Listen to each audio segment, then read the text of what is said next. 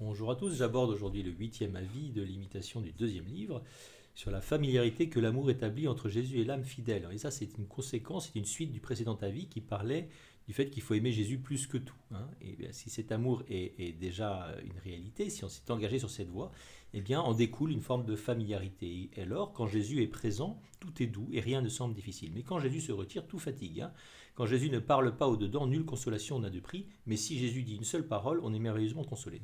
Intéressant, ça veut dire que celui qui a l'expérience de l'amour du Christ, qui a choisi le Christ plus que tout, donc évidemment il s'agit ici beaucoup de religieux, mais ce n'est pas forcément des religieux, ceux qui veulent être profondément chrétiens, eh bien ceux-là vivront des consolations extraordinaires en présence du Seigneur et seront toujours en manque quand il ne sera pas sensiblement présent. Une sorte d'absence qui sera douloureuse dans la mémoire de ce que ça peut être quand il est là, quand il se rend présent. Combien sans Jésus n'êtes-vous pas aride et insensible? Et quelle vanité, quelle folie si vous désirez autre chose que Jésus-Christ. Ne serait-ce pas une plus grande perte que si vous aviez perdu le monde entier? Et quand période de sécheresse spirituelle, on peut être tenté évidemment de revenir à autre chose que le Seigneur. N'empêche qu'on garde toujours la mémoire, si on en a l'expérience, que c'est pauvre, c'est très pauvre, et on sait d'expérience que ce n'est pas du tout ça qui est notre vocation profonde, hein. La jouissance de la terre n'est pas ce à quoi notre cœur aspire profondément. Que peut vous donner le monde sans Jésus, hein? Sans Jésus, c'est un insupportable enfer. Alors, on ne vit pas forcément toujours comme ça, mais enfin, c'est peut-être un peu exagéré dans notre manière de le vivre. Quoique, il faudrait voir, si Jésus est avec nous, nul ennemi ne pourra nous nuire.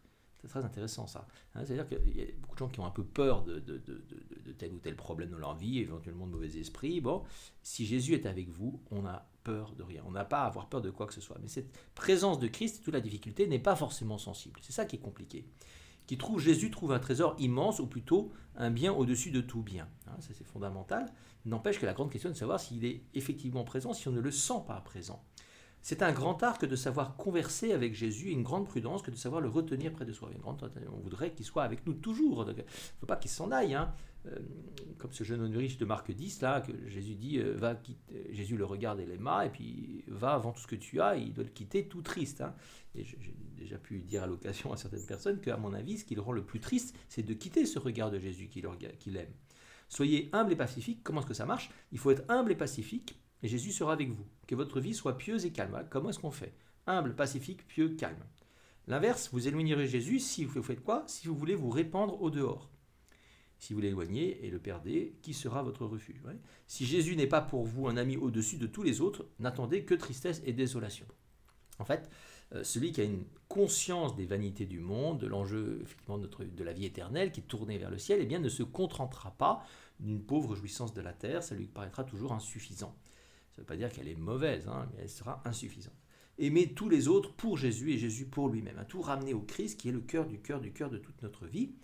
Soyez purs et libres, numéro 5, au-dedans, sans aucune attache à la créature, ce que disait déjà l'avis précédent.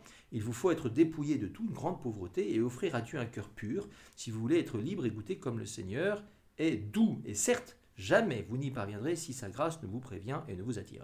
Ce n'est pas à notre mesure, c'est Dieu qui peut le faire en nous.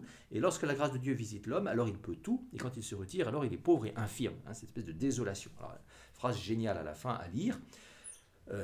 En cet état même, il ne doit ni se laisser abattre, ni désespérer, persévérer dans la foi, mais il doit se soumettre avec calme à la volonté de Dieu et souffrir pour l'amour de Jésus-Christ tout ce qui lui arrive. Facile à dire, car l'été succède à l'hiver, après la nuit revient le jour, et après la tempête une grande sérénité. Voilà comment aborder nos sécheresses spirituelles. Eh bien, dans l'espérance, dans la foi, Seigneur, je crois que tu es là, comme disait Thérèse de Lisieux, derrière les nuages, le soleil brille encore. Je crois, j'engage ma volonté pour faire un acte de foi. Bon courage à tous.